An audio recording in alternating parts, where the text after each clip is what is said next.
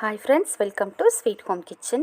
இன்றைக்கி நம்ம பார்க்க போகிற ஸ்வீட் ரெசிபி என்ன அப்படின்னு பார்த்தீங்கன்னா, இந்த வருஷத்தோட ஃபஸ்ட்டு ரெசிபி கேரட் பாயாசம் தாங்க.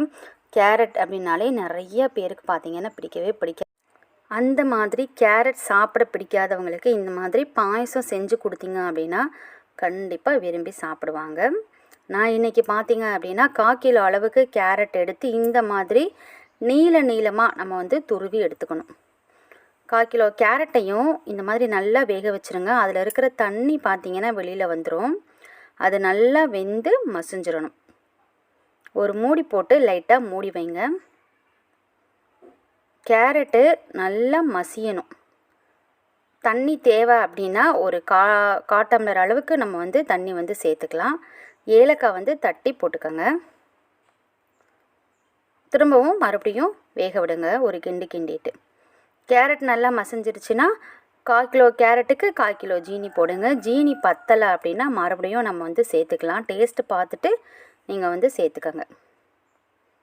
இதை அப்படியே நல்லா மிக்ஸ் பண்ணி விட்டுட்டு ஜீனி பார்த்திங்கன்னா நல்லா இலகிடணும். தண்ணி ரொம்ப சேர்க்க வேணாம். ஏன்னா அந்த ஜீனியும் இலகி இந்த மாதிரி நமக்கு நல்லா கலர் சேஞ்ச் ஆகி வரும்.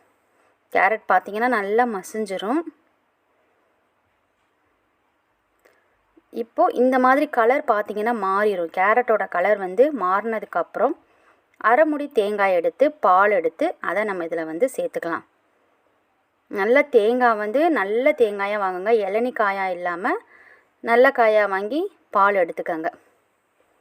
பால் எடுத்து இதில் சேர்த்துட்டு நல்லா மிக்ஸ் பண்ணி விட்டுட்டு சிம்லேயே பார்த்திங்கன்னா ஒரு 5 நிமிஷம் வச்சிங்க அப்படின்னா பாயசம் நமக்கு ரெடி ஆயிரும்.